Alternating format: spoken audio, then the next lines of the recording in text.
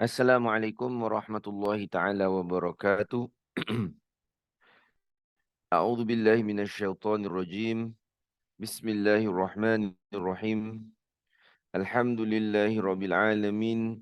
Allahumma shalli ala sayyidina Muhammadin wa ala ali sayyidina Muhammad adada kamalillahi wa kama yaliku bikamalih. Nawaitu ta'alluma wa ta'lim wa tadhakkura wa tadhkir wa nafa wal intifa' والإفادة والاستفادة والحث على التمسك بكتاب الله وسنة رسول الله صلى الله عليه وسلم ودعاء إلى الهدى والدلالة على الخير ابتغاء وجه الله مرضاته وقربه وثوابه سبحانه وتعالى وإلى حضرة النبي محمد صلى الله عليه وسلم الفاتحة. أعوذ بالله من الشيطان الرجيم. بسم الله الرحمن الرحيم. الحمد لله رب العالمين الرحمن الرحيم مالك يوم الدين إياك نعبد وإياك نستعين اهدنا الصراط المستقيم صراط الذين أنعمت عليهم غير المغضوب عليهم ولا الضالين. Amin. Alhamdulillah, hari ini kita bersua kembali selepas beberapa bulan kita menghafal surah Al-Mulk. Hari ini kita menghafal surah Al-Kahfi ataupun sebahagian daripada surah Al-Kahfi. Kita akan bincangkan beberapa perkara dulu tentang surah Al-Kahfi ini, ya, sebelum kita masuk pada tafsir ataupun penafsiran ayat pertama dan kedua. Hari ini kita cuba ambil ayat pertama dan kedua sebab ada kaitan yang kuat antara keduanya. Jadi untuk pengetahuan kita bersama, surah Kahfi ini, surah Al-Kahfi ini diturunkan di Mekah. Jadi dia adalah surah-surah Makkiyah. Maknanya apa? Dia diturunkan di kota Mekah dan dia dinamakan surah Al-Kahfi kerana ia nanti menceritakan tentang kisah Ashabul Kahfi, iaitu penghuni gua yang akan disebutkan pada ayat ke-9 seterusnya. Ya, jadi dia dinamakan Suratul Kahfi kerana menyebutkan tentang mereka-mereka pemuda-pemuda yang melarikan diri ke dalam gua. Jadi Kahfi ni maknanya gua. Jadi surah Kahfi ni ada beberapa perkara yang menarik tentangnya. Kalau kita yang dah mula menghafal, dia mula surah Kahfi ni dengan kalimah alhamdulillah. Alhamdulillah. Jadi surah Kahfi mula dengan alhamdulillah. Kan dia bismillahirrahmanirrahim, kemudian alhamdulillahillazi anzala ala abdihi. Itu pertama. Kalau kita lihat surah sebelumnya, surah Isra. Surah Al-Isra sebelumnya dia mula dengan subhanallazi. Ni ada kaitan. Ya, jadi kita tengok surah sebelumnya, surah Al-Isra, dia mula dengan subhanallazi. Jadi yang ini pula, surah yang ini Al-Kahfi pula mula dengan alhamdulillahillazi. Jadi dia seolah-olah memberitahu pada kita untuk kalau kita mengkaji, kita cuba mengkaji dengan kaitan antara surah sebelumnya dan surah yang akan datang ini. Jadi kalau kita bacakan subhanallah, selalu lepasnya alhamdulillah. Subhanallah walhamdulillah. Jadi surah sebelumnya mula dengan subhanallazi asra bi abdihi. Kisah tentang perjalanan Nabi Isra dan Mi'raj. Yang ini pula mengatakan alhamdulillahilladzi. Kemudian dilihat kedua-dua surah ini, surah Al-Isra dan surah Kahfi ini, dia ada beberapa persamaan. Ya. Sebagai contoh, suratul Kahfi di hujungnya diakhiri dengan Alhamdulillah. Alhamdulillahilladzi lam yattakhidh walada. Kan, jadi akhir dengan Alhamdulillah dan surah ini mula dengan Alhamdulillah. Jadi surah sebelumnya, suratul Kahfi, suratul Isra, dia akhir dengan Alhamdulillah. Surah ini mula dengan Alhamdulillah. Seolah-olah sekali lagi beritahu kepada kita ada kaitan antara surah sebelumnya dan surah akan datang. Mungkin kita kalau panjang umur kita semua nanti, kita akan boleh mengkaji bahawasanya antara satu tema ke satu tema, satu juzuk ke satu juzuk Al-Quran tu, dia sebenarnya ada tema-tema yang mengaitkan mereka berdua. Ni kalau kita ada masa nanti, kalau panjang umur kan, kalau sahabat Al-Quran ni dia nak buat program lagi besar, guru saya ada menulis sebuah kitab yang mana dalam kitab itu juzuk ke satu juzuk tu dia ada kaitan pada tema dia. Dia bukan susun suka-suka gitu.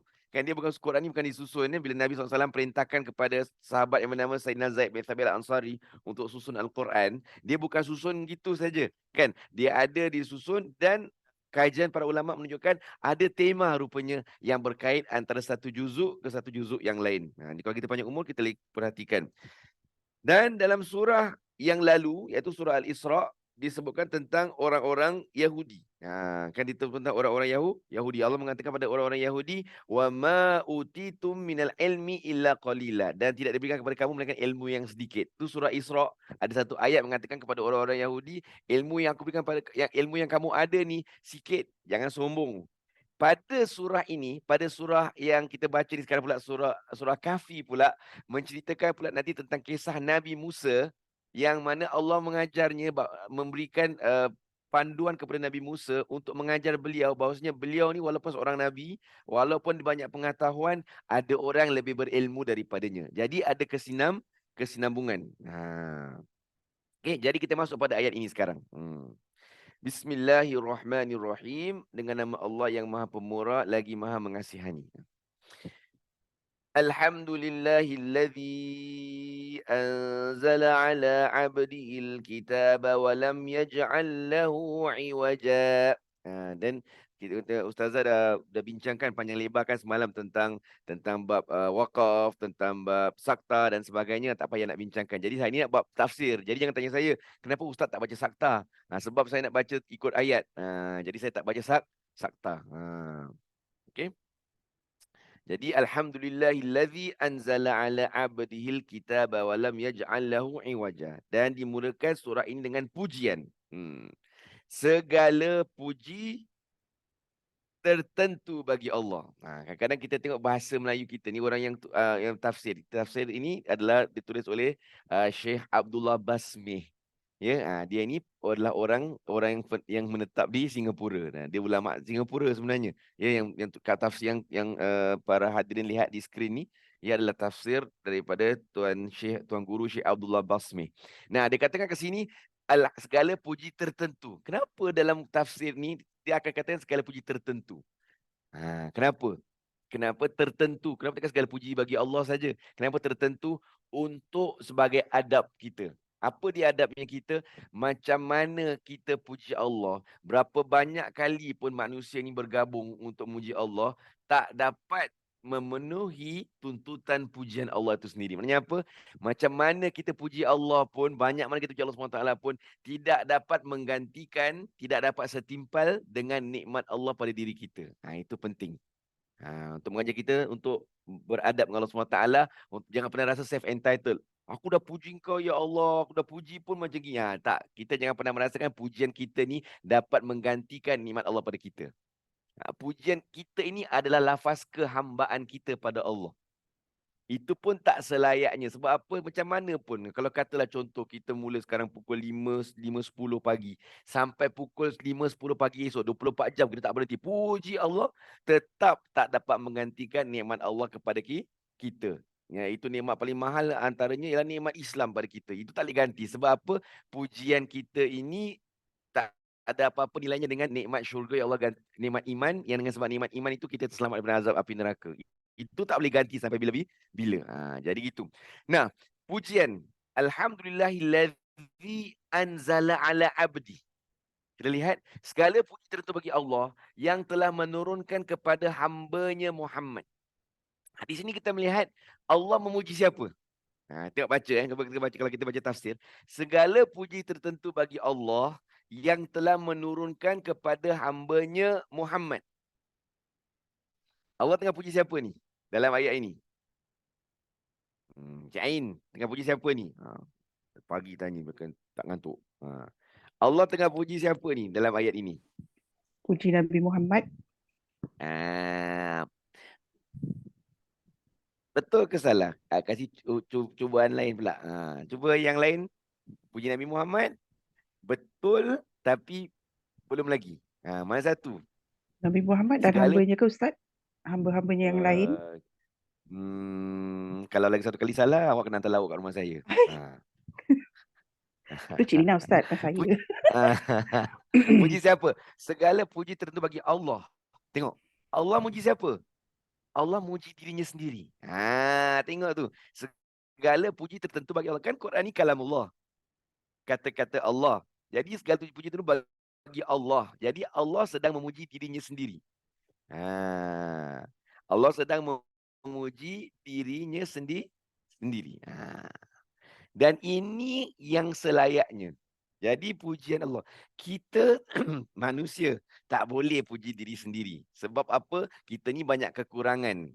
Macam mana kita capai sesuatu, pencapaian kita tu selalu di offset ataupun dikurangkan dengan sebab kekurangan kita, dosa kita dan sebagainya. Jadi pujian ini yang boleh puji diri sendiri hanya Allah. Sebab kenapa? Allah saja dengan segala yang Allah ciptakan kat muka bumi ini. Allah yang berikan hidayah. Sebab segala yang Allah berikan kepada manusia itu, maka selayaknya Allah dipuji di sini. Sebab apa? Allah secara zat Allah sendiri itu sendiri, Allah itu tak ada permulaan dan tak ada dia kesudahan. Maknanya luar biasa Allah SWT ini. Kan kita ni lemah. Nak puji diri sendiri ke apa? Kita ni diadakan. Kemudian kita ditiadakan. Maknanya asalnya kita tak ada, jadi ada, kemudian mati. Kita ni lemah sangat kita ni. Jadi ingat, pujian dari segi pujian dalam hukum, ada 4 jenis pujian. Pertama, pujian Allah untuk dirinya sendiri. Macam ayat ini. Kan? Pujian Allah untuk dirinya sendiri. Kedua ialah pujian Allah untuk hambanya. Dalam surah Shad, kalau tidak silap saya, ni'mal abdu innahu awwab. Sebaik-baik hamba aku, itulah dia yang bertaubat. Dan Allah memuji hambanya. Jadi sebaik-baik hamba itu yang dipuji oleh Allah. Dan ayat ini betul. Jadi jawapan Cik Ain tu betul juga. Sebab ayat ini Allah telah menurunkan segala puji tentu bagi Allah yang telah menurunkan kepada hambanya. Siapa kat sini? Nabi Muhammad. Kenapa dianggap pujian juga untuk Nabi Muhammad? Sebab Allah mengiktiraf Nabi Muhammad sebagai hambanya. Itu pujian Allah untuk hambanya. Nabi Muhammad ni memang hamba aku. Kan macam seorang guru kata, ini murid aku ni. Tu kan pujian. Walaupun tak kata, tak cara pujian. Ataupun orang tua, kalau dia ceritakan pasal anak dia. Ada 2 anak, satu A, satu B. Kan satu baik, satu tak berapa baik. Nanti kalau dia kenalkan kat orang kan, yang A dikenalkan. Yang B tu walaupun anak dia suruh duduk jauh-jauh sikit lah. Kan buat malu aku je. Yang ini anak aku ni. Itu pujian. Ya, pujian kepada hambanya. Sebab Allah puji Nabi Muhammad, Allah turunkan Quran kepadanya. Itu antara cara Allah memuji Nabi Muhammad. Diberikan Quran tu sebagai kemuliaan kepada Nabi SAW. Quran ni tak diturunkan kepada nabi-nabi yang lain dan juga tak diturunkan kepada nabi-nabi yang lain sebelumnya. Hanya kepada Nabi Muhammad SAW saja. Nah, pujian seterusnya yang ketiga ialah pujian hamba kepada Allah. Itu yang sebaik-baiknya. Kita jadi manusia, banyakkan memuji Allah. Sebab banyak sangat nikmat Allah pada diri kita. Dan kita memang hari-hari, sebab kita ni nak jadikan kota kita memuji Allah tu ada, setiap hari kita sebenarnya puji Allah. Bila? Alhamdulillahi Rabbil Alamin.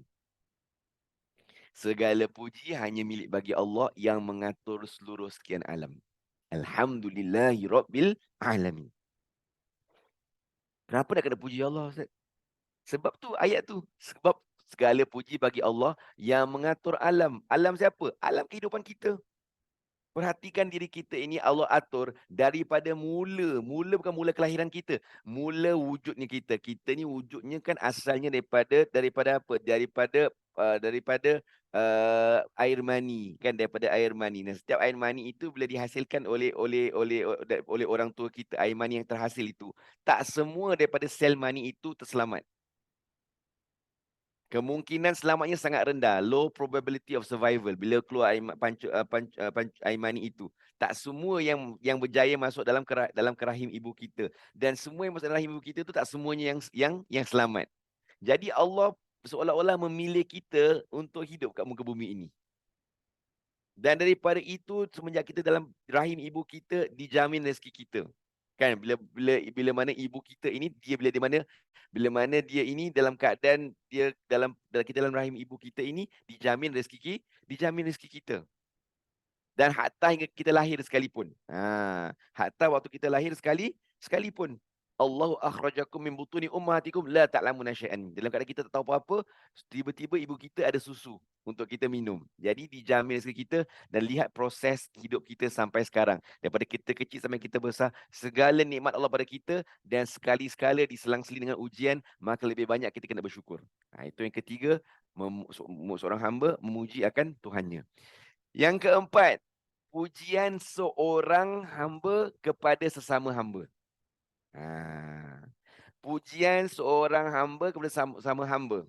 Nah, pujian ini hanya sah kalau ia disandarkan kepada pujian kepada Allah SWT. Contoh, kita pergi jumpa doktor. Kan, doktor itu, kita pergi jumpa doktor dan kemudian doktor itu merawat kita, kita sembuh. Maka kita pun beritahu kepada kawan kita, doktor ni memang bagus. Sebab aku jumpa dia, dia kasih ubat, dia rawat aku dengan bagus, sembuh.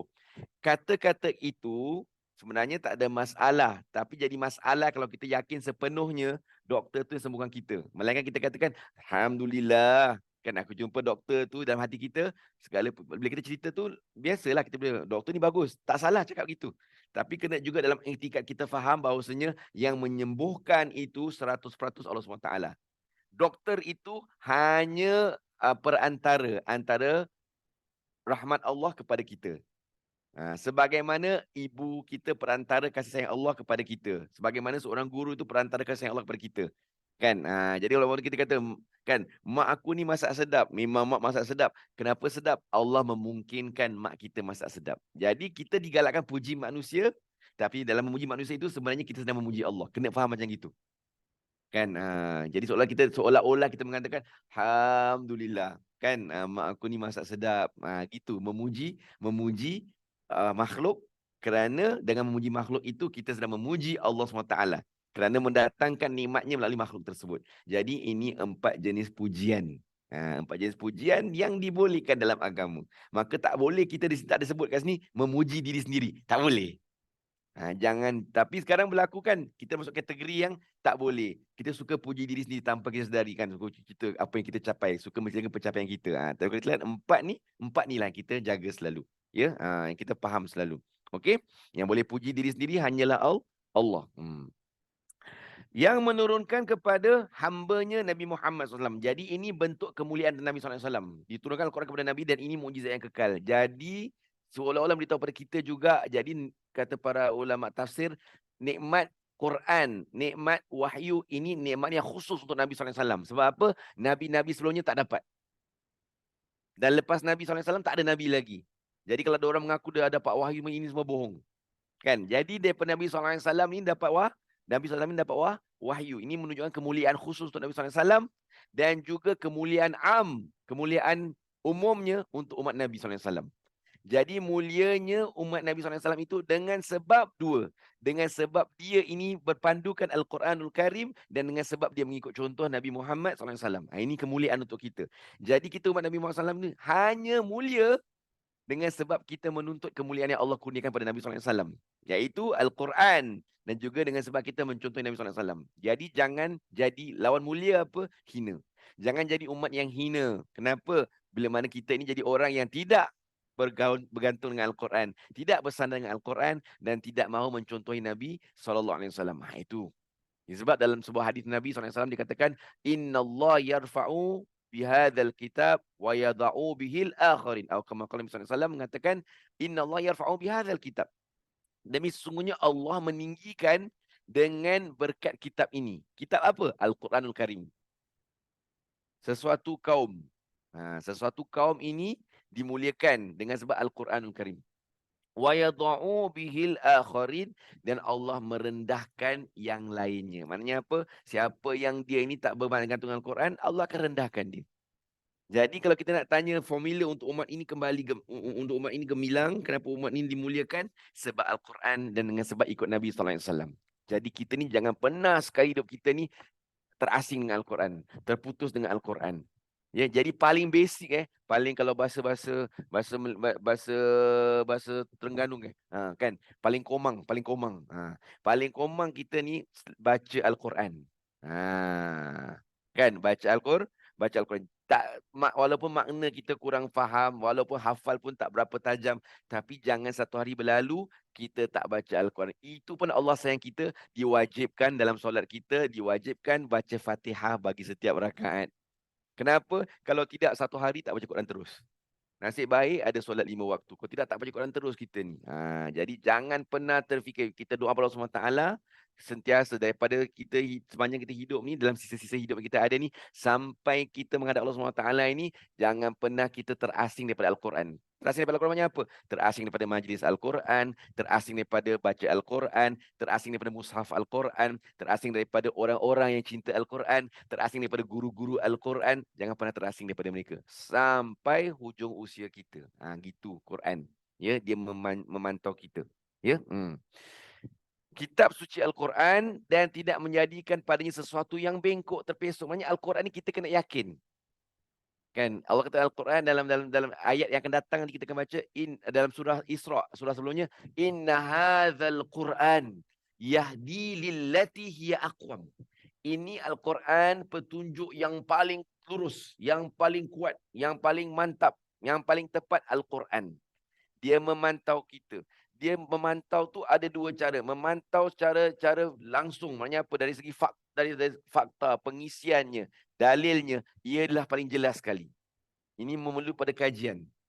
Secara tak langsungnya pula, Al-Quran ni membimbing kita. Maksudnya apa? Kalau kita baca Al-Quran setiap hari, kita mulakan diri dengan Al-Quran setiap hari, kita akan merasakan diri kita ini terpandu. Jadi nak dapat pandu Al-Quran, satu, mengkaji. Makin kita kaji Al-Quran ni, makin dapat banyak pengetahuan yang membimbing kehidupan manusia ke arah kemuliaan.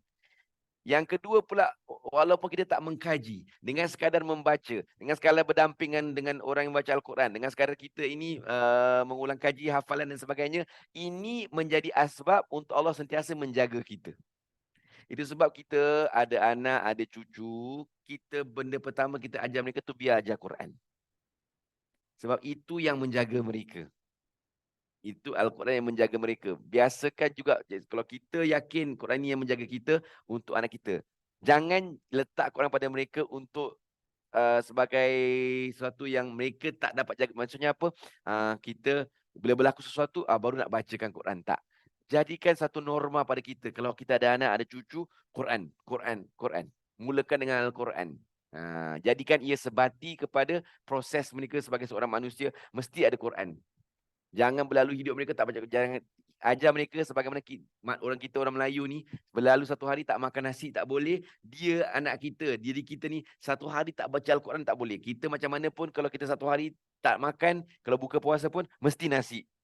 Kalau satu hari kalau buka puasa tak nak nasi, kalau sahur mesti nak makan nasi. Ini dah memang orang Melayu kan. Jadi untuk diri kita dari segi kerohanian pula, jangan berlalu satu hari dengan kita ni tak baca Al-Quran. Rugi kita. Kan? Sedih kita kalau satu hari tak baca Al-Quran.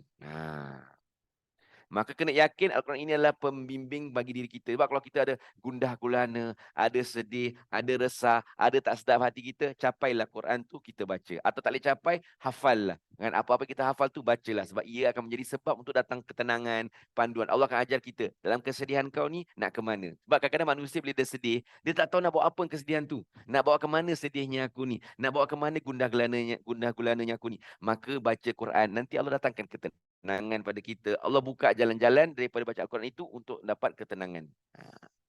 Kemudian ayat seterusnya adalah sambungan. Qayyiman liyunzira ba'san shadidan min ladunhu wa yubashshiral mu'minina alladhina ya'maluna as-salihati anna lahum ajran hasana.